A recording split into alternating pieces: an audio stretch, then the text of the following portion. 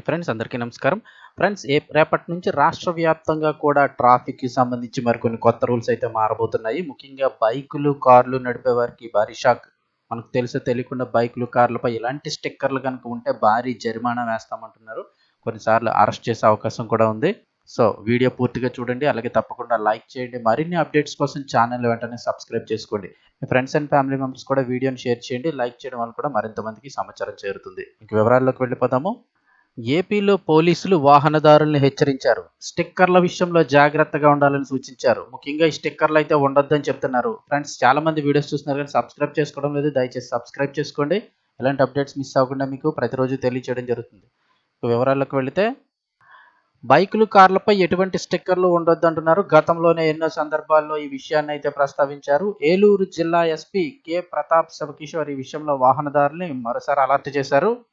ఇటీవల కాలంలో వాహనాలపై స్టిక్కర్లతో అమాయకులను మోసం చేస్తున్నారని, ఈ విషయంలో కఠిన చర్యలు తీసుకుంటామని హెచ్చరించారు. CMO, police siren, MP, MLA, MLC స్టిక్కర్లు అనుమతి లేకుండా కనుక వాడితే కఠిన చర్యలు తప్పవన్నారు. మోసగాళ్ల వలలో పడొద్దని ప్రజలు అప్రమత్తంగా ఉండాలన్నారు. ఒకవేళ ఎవరైనా అనధికారికంగా స్టిక్కర్లు కనుక ఉపయోగిస్తే స్థానిక పోలీస్ స్టేషన్కి సమాచారం అందించాలన్నారు.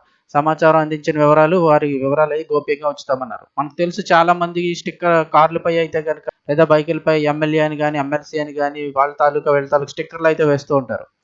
వాహనాలపై స్టిక్కర్లతో పాటుగా ట్రూ కాలర్లో కూడా పలానా వ్యక్తి అధికారిని అంటూ పేర్లు మార్చి మోసాలు చేస్తున్నారని, ట్రూ కాలర్ను కూడా నమ్మొద్దని సూచించారు ఎస్పీ శివకిషోర్.